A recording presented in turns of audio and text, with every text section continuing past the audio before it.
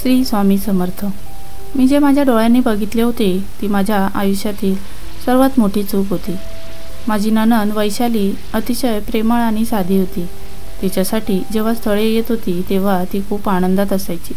पण जेवढी स्थळे यायची त्यांच्यासमोर ती फाटके कपडे घालून जात असे. त्यामुळे मुलं बघताच तिला नकार देत होती. पण यावेळी तिच्यासाठी आलेल्या मुलाने तिला पाहता क्षणी पसंत केले होते. माझ्या नंदेचे लग्न होताच मी तिच्या नवऱ्याला एका मंदिराबाहेर भीक मागताना बघितले आणि मला धक्काच बसला. माझे नाव शीतल आहे. मी माझ्या संपूर्ण कॉलेजमध्ये टॉप केले होते आणि आईबाबांनी दिलेल्या वचनानुसार जर मी टॉप केले तर माझे बाबा मला युनिव्हर्सिटीमध्ये ॲडमिशन मिळवून देणार होते आणि या आनंदामुळे माझे पाय जमिनीला लागत नव्हते. कॉलेजमधून परत येताच मी आतुरतेने बाबांची वाट पाहत होते की माझे बाबा दुकानातून परत येतील आणि मी त्यांनाही आनंदाची बातमी सांगेन. मी माझ्या आईजवळ बसून हाच विचार करत होते. थोड्या वेळातच माझे बाबा दुकानातून परत येतील आणि कधी एकदा मी त्यांना ही बातमी देते. मी बाबांची लाडकी आणि त्यांची धाकटी मुलगी होती. मला 2 भाऊ आणि 2 बहिणी होत्या. 2 बहिणींचे लग्न झाले होते. एका मोठ्या भावाचेही लग्न झाले होते. एक लहान भाऊ आणि आम्ही दोघे बॅचलर होतो. माझे बाबा माझ्यावर खूप प्रेम करत होते. दरवाजाचा आवाज झाला म्हणून मी माझ्या खोलीतून बाहेर आले तर माझा मोठा भाऊ होता. त्याचा आवाजही अगदी बाबांसारखाच आहे. मी त्याला काहीच बोलले नाही आणि गप्प राहिले. माझ्या भावाला समजले की मी बाबांची वाट पाहत आहे म्हणून त्याने आपले हसू लपवले. दादा दार बंद करून आईच्या रूममध्ये गेला आणि मला चहा बनवायला सांगितलं. म्हणून मी त्याच्यासाठी चहा बनवायला किचनमध्ये गेले. मी चहा घेऊन आईच्या खोलीत गेले तेव्हा मी दादाला बाबांबद्दल विचारू लागले. पण त्याने मला काहीच सांगितलं नाही. त्याला खूप वेळा विचारूनही तो माझी मस्करी करत होता आणि बाबांबद्दल सांगत नव्हता. मला राग आला. दादा आईकडे बघून हसायला लागला. मग माझ्याकडे बघून तो म्हणाला, शीतल, आज दुकानात खूप ग्राहक आहेत म्हणून बाबा जरा उशिरा येतील. तू जेव आणि झोप. त्यानंतर मी माझ्या रूममध्ये गेले आणि मग मला वाटले की इतक्या लवकर झोप येणार नाही म्हणून मी पुन्हा आईच्या रूममध्ये आले. दादा अजूनही आईजवळ बसला होता. आई आणि दादा माझ्याकडे पाहत मला विचारू लागले, काय झालं? तू अजून झोपली नाहीस? मी तुला सांगितलं ना बाबा आज उशिरा येतील. मी दादाला सांगितले की मला इतक्या सहजासहजी झोप येणार नाही. मी इथे तुमच्याबरोबर बसून बाबांची वाट बघते. तेवढ्यात दाराची बेल वाजली. मी लगेच दार उघडायला धावले. मी दार उघडताच बाबा हसत होते आणि ते माझ्याकडे बघत होते. त्यांना पाहून मी खूप खुश झाले आणि लगेचच त्यांना मिठी मारली. बाबा माझ्याकडे बघून हसत होते. जणू काही त्यांना माहीत आहे की मी त्यांची वाट बघत आहे आणि मीच दार उघडणार होते. माझ्या आनंदाचे कारण मी बाबांना सांगितले तेव्हा माझे बोलणे खूप शांतपणे ऐकत होते. कदाचित त्यांना मला त्यांच्याशी त्याच विषयावर बोलायचे आहे हे माहीत होते. बाबा, तुम्ही आज उशिरा येणार होता ना? बाबा म्हणू लागले. तुला कोणी सांगितले? मी दादाकडे बघितले तर दादा बाबांकडे बघून हसायला लागला आणि म्हणाला, बाबा, मी शीतलची गंमत करत होतो. माझ्या बाबांची एक अट होती की जर मी कॉलेजमध्ये टॉप केले तर बाबा मला युनिव्हर्सिटीमध्ये ॲडमिशन मिळवून देतील. मी ती अट पूर्ण केली होती. त्यामुळे त्यांनी मला शहरातील एका चांगल्या युनिव्हर्सिटीमध्ये ॲडमिशन मिळवून दिले. मी माझ्या आयुष्यात खूप आनंदी होते कारण माझे कुटुंब मला सर्वच गोष्टीत सपोर्ट करत होते. युनिव्हर्सिटीमध्ये माझे शेवटचे वर्ष चालू होते आणि मला एक मुलगा भेटला. तो दिसायला खूप सुंदर होता. त्याने माझ्याशी मैत्री केली आणि हळूहळू आमची मैत्री वाढली. आज आमची सेंड ऑफ पार्टी होती आणि त्या दिवशी त्याने मला लग्नासाठी प्रपोज केले आणि सांगितले की माझ्या घरी स्थळ घेऊन येणार आहे. त्याचे नाव अमर आहे. मी अमरकडे 2-3 दिवसांचा वेळ मागितला होता कारण मी आईबाबांशी याबद्दल काहीच बोलले नव्हते. त्यासाठी मला थोडा वेळ हवा होता आणि तसंही माझी लग्नासाठी अजूनही तयारी नव्हती. मी घरी आल्यावर माझ्या आईशी बोलून तिला बाबांशी बोलायला सांगितले. मी रात्रभर अस्वस्थ होते. मला झोप येत नव्हती. माझे बाबा माझ्याबद्दल काय विचार करतील माहीत नाही. म्हणून मी माझ्या रूममधून बाहेरही आले नाही. सकाळी बाबा आणि दादा माझ्या रूममध्ये आले आणि माझ्याकडे मोठ्या आश्चर्याने पाहू लागले. यापूर्वी असे कधीच झाले नव्हते की मी सकाळी उठल्याबरोबर बाबांना भेटले नाही.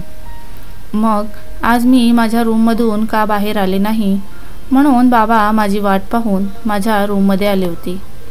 बाबा आले तेव्हा नॉर्मल वाटत होते. त्यांना बघून असं वाटत नव्हतं की आईने त्यांना काही सांगितलं असेल. ते नेहमीप्रमाणेच माझ्याशी बोलत होते. ते मला म्हणाले, काय झालं शीतल, रोज सकाळी 7 वाजता उठून बाहेर येणारी तू आज 9 वाजले तरी अजून रूममध्येच आहेस. मी आईकडे पाहिले तेव्हा बाबा मला म्हणाले की तुझ्या आईने मला सर्व काही सांगितले आहे. मी बाबांना सांगितले की मला तुमच्यासमोर यायची हिंमत झाली नाही. बाबा म्हणाले की असं का, यात चुकीचं काहीच नाही. शीतल, तू आम्हाला तुझ्या निवडीबद्दल सांगितले, ही चांगली गोष्ट आहे. मुलांनी चुकीची पावले उचलू नयेत तर त्यांनी त्यांच्या पालकांना त्यांच्या आवडीबद्दल आधीच सांगावे. खरं तर मला तुझा अभिमान वाटतो. नंतर त्या मुलाला फोन कर आणि त्यांच्या घरच्यांना घेऊन रविवारी आपल्या घरी यायला सांग. हे ऐकून मी खूप खुश झाले आणि बाबांना मिठी मारली. ठरल्याप्रमाणे अमर आणि त्याच्या घरचे आमच्या घरी आले. अमरच्या घरच्यांना मी लगेच आवडले आणि त्यांनी होकार दिला. सर्व मोठ्यांनी मिळून आमच्या लग्नाची जवळचीच तारीख काढली आणि आमचे लग्न झाले. माझे सासरे 2 वर्षांपूर्वीच एक ॲक्सिडेंटमध्ये वारले होते. तेव्हापासून सासूबाईंची तब्येत खूप खराब झाली होती. एक नणंद होती, ती दिसायला सुंदर आणि शिकलेली होती. देवाच्या कृपेने मला खूप चांगले सासर मिळाले होते. अमरही माझ्यावर खूप प्रेम करत होता. मला माझ्या नंदेचं आश्चर्य वाटायचे, कारण ती कॉलेजला जाताना माझा नवरा तिला सोडायचा आणि आणायलाही जायचा. त्या व्यतिरिक्त ती बाहेर कुठेच जायची नाही. शिवाय तिच्याकडे मोबाईलही नव्हता. ती घरातल्या कामात आणि अभ्यासात आपला सर्व वेळ घालवायची. मला तिचे वागणे कधीच चुकीचे वाटले नाही. थोड्या दिवसांनी माझी सासू खूप आजारी पडली आणि हे जग सोडून निघून गेली. तेव्हा तिची इच्छा होती की माझी नणंद वैशालीचे लग्न लवकरात लवकर व्हावे. म्हणून माझ्या नवऱ्याने तिच्यासाठी स्थळे शोधायला सुरुवात केली. जेव्हा पण तिच्यासाठी स्थळ यायचं तेव्हा ती खूप घाबरायची आणि एरवी नीटनेटकी राहणारी माझी नणंद त्या मुलासमोर जुने फाटके कपडे घालून जायची. त्यामुळे तिचे सौंदर्य लपले जात होते. तिला या अवस्थेत पाहून आलेले स्थळ तिला नकार देऊन निघून जायचे. पण एक दिवस जे स्थळ आले त्या मुलाने तिला बघताक्षणी पसंत केले. मला नवल वाटत होते त्या मुलाने माझ्या नंदेला कसं पसंत केले. माझ्या नवऱ्याने नंदेच्या लग्नात सर्व कर्तव्य पार पाडून तिचे लग्न अगदी थाटामाटात करून दिले. वैशालीचेही सासर खूप चांगले होते. ती खूप आनंदात होती. एक दिवस मी मंदिराच्या पायरीवर माझ्या नंदेच्या नवऱ्याला पाहून मी थक्कच झाले. तो मंदिराच्या पायरीवर उभा राहून लोकांकडून भीक मागत होता आणि येता जाता लोक त्यांना पैसे देत होते. कोणीही पाहणारा त्याला भिकारीच समजला असता. मी रस्ता ओलांडून पलीकडे गेले त्याला जाब विचारण्यासाठी की हे सर्व काय आहे, पण तेव्हाच माझा फोन वाजला. मी तो उचलला तर माझ्या नवऱ्याने मला सांगितले की घरी पाहुणे आले आहेत, तू लवकर घरी ये. मी फोन ठेवला आणि समोर पाहिले तर तो तिथे नव्हता. मग मी तशीच घरी निघून आले. मी घरी आले तर पाहुण्यांना बघून हैराण झाले, कारण समोर माझी नणंद आणि तिचा नवरा उभा होता. माझ्या मनात विचार आला, हे कसं शक्य आहे, कारण थोड्या वेळेपूर्वीच मी माझ्या नंदेच्या नवऱ्याला एका भिकाऱ्याच्या कपड्यात पाहिले होते. माझा खूप गोंधळ उडाला होता. मला काहीच समजत नव्हते. माझा नवरा मला म्हणाला, अगं आता इथेच उभी राहणार आहेस का, पाहुण्यांना काहीतरी खायला आण. त्यांचं सर्व चहापाणी झालं. त्यांना आता घरी येऊन 2 तास झाले होते, पण मी फक्त त्यांच्याकडे पाहतच बसले होते. मी माझ्या नंदेच्या नवऱ्याकडे पाहिले तर तो सर्वांशी आदराने बोलत होता. त्याच्याकडे पाहून वाटतच नव्हते की तो भिकारी असेल. आणि माझी नणंद खूप खुश होती. ती खूप दागिने घालून आली होती. त्यांचा मोठा बंगलाही होता आणि तिच्याकडे बघून असं वाटतही नव्हतं की ती दुःखी असेल. पण मी ज्या माणसाला मंदिराच्या पायरीवर पाहिले होते त्याला विसरू शकत नव्हते. त्याचा चेहरा माझ्या चांगल्याच लक्षात होता. तो अगदी माझ्या नंदेच्या नवऱ्यासारखाच दिसत होता. पण मी सध्या कोणाशी काहीच बोलू शकत नव्हते, कारण मलाच माझं काही समजत नव्हतं. नंतर मला वाटले कदाचित तो माझ्या नंदेच्या नवऱ्याचा जुळाही असू शकतो. म्हणून मी माझी नणंद आणि तिचा नवरा गेल्यावर माझ्या नवऱ्याशी बोलले. त्याला सर्व हकीकत सांगितली. माझा नवरा हे सर्व ऐकून हसायला लागला आणि त्याने मला वेड्यात काढले. असेच दिवस निघून गेले. सर्व काही सुरळीत चालू होते. मीही माझ्या नवऱ्यासोबत खूप आनंदात होते आणि माझी नणंदही खूप आनंदात होती. पण 1 वर्षानंतर ही गोष्ट पुन्हा घडली, जेव्हा माझ्या नंदेचा आणि तिच्या नवऱ्याचा लग्नाचा वाढदिवस होता आणि तिने आम्हाला तिच्या घरी बोलावलं होतं. मी तिला गिफ्ट घेण्यासाठी मार्केटमध्ये गेले होते आणि घरी परतण्यापूर्वी मला मंदिरातही जायचे होते. तसं मी ड्रायव्हरला सांगितले. माझी नेहमीची सवय होती की मंदिरात जाऊन दानधर्म करत असे. आमच्या लग्नालाही आता वर्ष होऊन गेलं होतं, पण अजूनही माझी कूस भरली नव्हती. त्यासाठी मला प्रार्थना करायची होती. आज मी मंदिरात भिकाऱ्यांना अन्न वाटण्यासाठी गेले होते. तिथे सर्व भिकारी रांगेत बसले होते आणि मी त्या सर्वांना माझ्या हाताने अन्न देत होते. पण शेवटी मी एका भिकाऱ्याला जेवणाचे ताट द्यायला सुरुवात केली तेव्हा पाहिले तर तो माझ्या नंदेचा नवरा होता. मी त्याला काही बोलायच्या आधीच मागून कोणीतरी माझ्या खांद्यावर हात ठेवला. मी मागे वळून पाहिलं तर ती माझी कॉलेजची मैत्रीण होती. माझी मैत्रीण मला खूप दिवसांनी भेटली होती, म्हणून ती मला माझ्या आयुष्याबद्दल विचारत होती. मी तिच्याशी बोलण्यात मग्न झाले होते. त्यानंतर मी समोर बघितले तर तिथे कोणीच नव्हते. तिथे कोणीच भिकारी नव्हता. सगळे भिकारी तिथून निघून गेले होते. मी तिथे उभी राहून भिकाऱ्याच्या रूपात असलेल्या माझ्या नंदेच्या नवऱ्याला शोधू लागले. त्यासाठी पूर्ण 1.5 तास संपूर्ण मंदिरात फिरले, पण मला तो कुठेच दिसला नाही. त्यानंतर मला थकल्यासारखं वाटत होते, म्हणून मी घरी परत आले. पण माझं मन अजूनही गोंधळलेलं होतं. मी खूप अस्वस्थ झाले होते, कारण वर्षभरापूर्वीही असाच प्रकार घडला होता. आज मी माझ्या नवऱ्याशी याबद्दल स्पष्ट बोलायचे ठरवले होते. मी दाराजवळ उभी राहते. माझा नवरा घरात शिरताच त्याने माझ्याकडे पाहिले आणि माझ्याकडे पाहून तो अस्वस्थ झाला आणि मला विचारले, काय झालं? तू अशी दारात का उभी आहेस? तुझी तब्येत ठीक आहे ना? मी नवऱ्याच्या हातातली पिशवी माझ्या हातात घेतली आणि आज घडलेला सगळा प्रकार नवऱ्याला सांगितला. त्यांनी पुन्हा एकदा मला वेड्यात काढून हे प्रकरण पुढे ढकलले. त्यानंतर आम्ही दोघेही जेवलो आणि आराम करायला गेलो. तेव्हा मी माझ्या नवऱ्याला माझ्या नंदेसाठी केलेली शॉपिंग दाखवली. दुसऱ्या दिवशी संध्याकाळी आम्ही नंदेच्या घरी जायला निघालो. वाटेत जाताना मंदिरात जाऊन यायचे म्हणून माझ्या नवऱ्याने गाडी थांबवली. गाडीतूनच मी मंदिराकडे पाहिले तर माझ्या नंदेचा नवरा तिथेच भिकाऱ्यांसोबत उभा होता. हे दाखवण्यासाठी माझ्या नवऱ्याला आवाज दिला, तोपर्यंत तो भिकाऱ्यांचा ग्रुप तिथून गायब झाला होता. मी नवऱ्याला सांगितले तर तो मला म्हणाला, तुला कदाचित चष्मा लागला असेल. आजकाल तुला सर्व विचित्र दिसत असते. पण माझी पूर्ण खात्री होती की नक्कीच काहीतरी गडबड आहे. आम्ही नंदेच्या घरी पोचलो तेव्हा पाहिले तर खूप मोठा बंगला होता. बंगल्याला छान सजावट केली होती. शिवाय खूप नोकर चाकरही होते. कोणालाही पाहून वाटणार नाही की ते एका भिकाऱ्याचे घर आहे.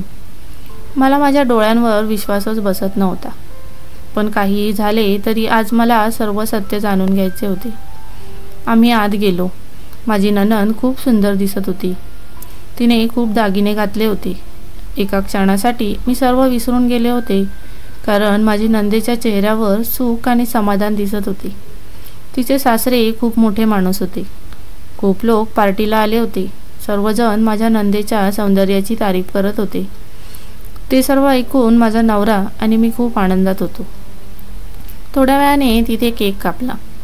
सर्व झाल्यावर मी नंदेच्या नवऱ्याला घराच्या मागच्या बाजूला जाताना पाहिले आणि मी त्यांच्या मागे गेले. माझे मन मला सांगत होते की हे चुकीचं आहे, पण मला राहावलं नाही, म्हणून मी लांबूनच त्यांना पाहत होते. तो काही लोकांशी बोलत होता आणि त्यांना केकही देत होता. मी नीट पाहिले तर तो त्या भिकाऱ्यांचाच ग्रुप होता. मला त्यांचे बोलणे नीट ऐकू येत नव्हते. मी विचार केला की आज नंदेच्या नवऱ्याला विचारायचं. तेवढ्यात तो माझ्या समोर येऊन उभा राहिला. मला पाहून तो खूप गोंधळला होता. मी त्यांना विचारले, तुम्ही या भिकाऱ्यांसोबत काय करत आहात? तर त्यांनी मला सांगितले, वहिनी, हे लोक गरीब आहेत आणि त्यांना आपल्यातले थोडे जेवण दिले तर आपल्याला त्यांचे आशीर्वाद मिळतील. त्यांचाही या अन्नावर तेवढाच हक्क आहे. खरं तर आपण या देशातून गरिबी नाहीशी केली पाहिजे. भुकेल्या गरिबांना आपण मदत केली पाहिजे. आपल्याला देवाच्या आशीर्वादाने एवढं सर्व मिळाले आहे, तर आपण थोडेसे त्यांना दिले तर त्यांचेही पोट भरेल. नंदेच्या नवऱ्याचे बोलणे ऐकून मलाच माझी लाज वाटायला लागली, कारण मी त्यांच्याबद्दल खूप चुकीचा विचार करत होते.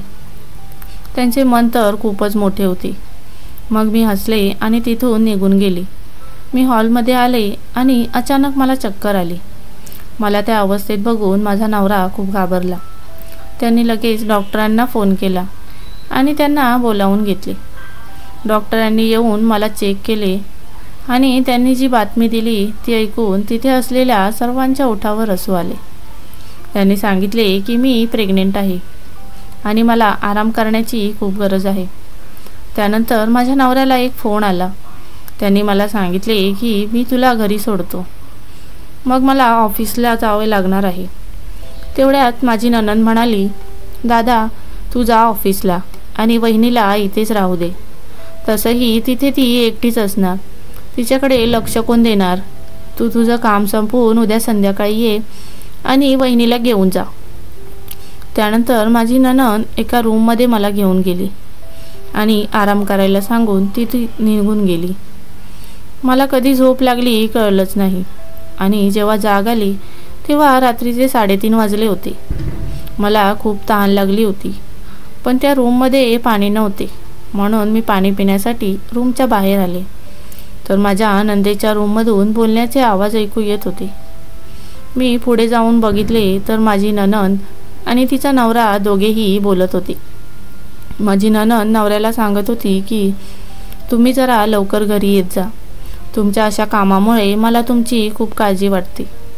तिचा नवरा तिला सांगत होता, तू काळजी नको करू, मला उशीर होणार आहे हे मी तुला आधीच सांगितले आहे. तू माझी वाट बघू नको, तू लवकर जेवून झोपत जा. नवऱ्याच्या या बोलण्यावर माझी नणंद हसू लागली आणि म्हणाली, बरं ऐका, माझ्या वहिनीला तुमच्यावर संशय आला आहे, तेव्हा थोडी काळजी घ्या. मला काय चालले आहे काही समजत नव्हते. असं वाटत होतं की पायाखालून जमीन सरकत आहे. मी पटकन माझ्या रूममध्ये आले आणि रूममधले दिवे बंद केले. आता माझे टेन्शन आणखीनच वाढले होते. हे लोक नक्की काय लपवत आहेत काही कळायला मार्गच नव्हता. मला माझ्या नंदेच्या भविष्याची काळजी वाटू लागली. मी रात्रभर विचार करत राहिले आणि जवळपास सकाळी मला झोप लागली. सकाळी उठल्यावर नाश्ता झाला आणि माझा नवरा मला म्हणाला, शीतल, आपल्याला आता निघायला पाहिजे. मला आजचा दिवस तिथेच थांबायचे होते. काय कारण सांगावे समजत नव्हते. तेवढ्यात ननंदच म्हणाली, दादा, प्लीज वहिनीला संध्याकाळी घेऊन जा ना. माझ्या नवऱ्याने हो म्हणताच मी सुटकेचा निश्वास टाकला. नंदेच्या घरी आलेले जवळपास सर्वच पाहुणे थांबले होते. सकाळचे 11 वाजले होते आणि माझ्याकडे फक्त संध्याकाळपर्यंतचा वेळ होता. नंदेच्या नवऱ्याला मी शेवटचं सकाळी 8 वाजता पाहिले होते. आता संध्याकाळचे 4 वाजले होते, पण तो मला पूर्ण घरात कुठेच दिसत नव्हता. मी ज्या रूममध्ये होते त्या खिडकीतून बाहेर पाहिले तर माझ्या नंदेचा नवरा त्या भिकाऱ्यांच्या ग्रुपमध्ये उभा होता आणि त्यांना काहीतरी समजावून सांगत होता. त्यांच्या हातात एक नकाशा होता. त्या नकाशावर काहीतरी दाखवत होता. त्यानंतर ते लोक एका रूममध्ये गेले आणि थोड्या वेळाने तिथून बाहेर आले. तेव्हा ते भिकाऱ्याच्या ड्रेसमध्ये होते. मला त्याला बघून त्याचा खूप राग येत होता. हे सर्व पाहून माझे डोकं खूप दुखायला लागले होते.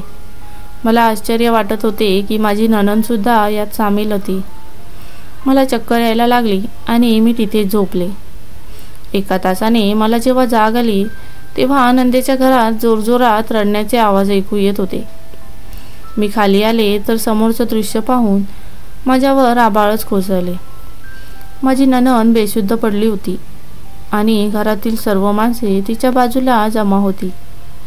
मी धावत नंदेच्या बाजूला गेले आणि तिला शुद्धीवर आणण्याचा प्रयत्न करू लागले.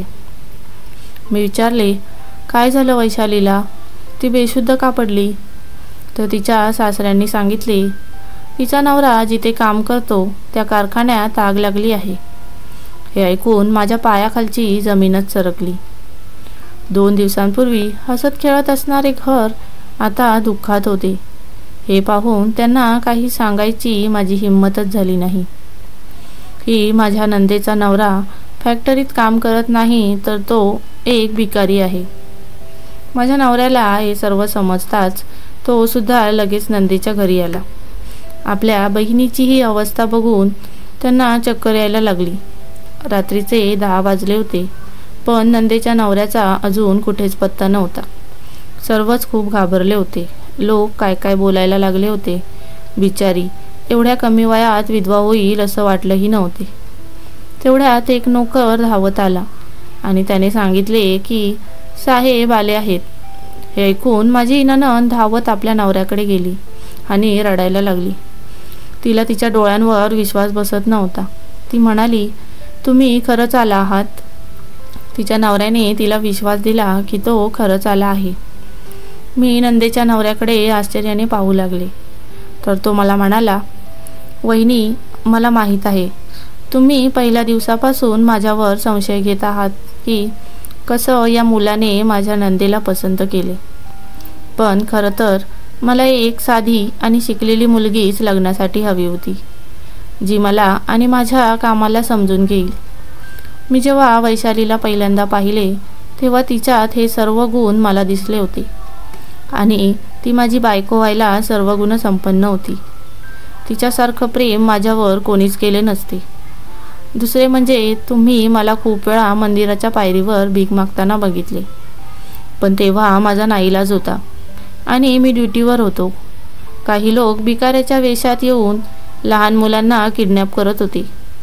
याचा आम्ही 1 वर्षापूर्वी शोध लावला होता, पण त्यांच्या टोळीतले काही लोक पकडले गेले नव्हते. त्यांनाच पकडायचा प्रयत्न करत होतो आणि आता ते पकडले गेले आहेत. त्यांना पकडण्यासाठी आम्हीच एका कारखान्यात आग लागली होती. वहिनी, मला माफ करा. मी तुम्हाला माझ्या कामाबद्दल काहीच सांगितले नाही, पण वैशालीला हे सर्व मी विश्वासात घेऊन सांगितले होते.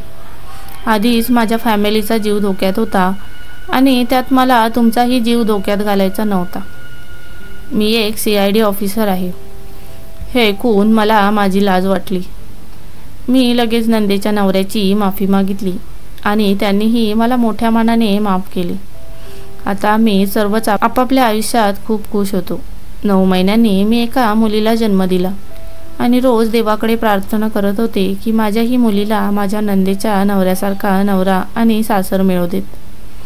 फ्रेंड्स, कथा आवडली असेल तर व्हिडिओला लाईक आणि शेअर करा. सोबतच चॅनलला सबस्क्राईब करून बेल आयकॉनचे बटन ऑलवर सेट करायला विसरू नका, जेणेकरून नवीन व्हिडिओ टाकला की तुम्हाला पहिले नोटिफिकेशन मिळेल.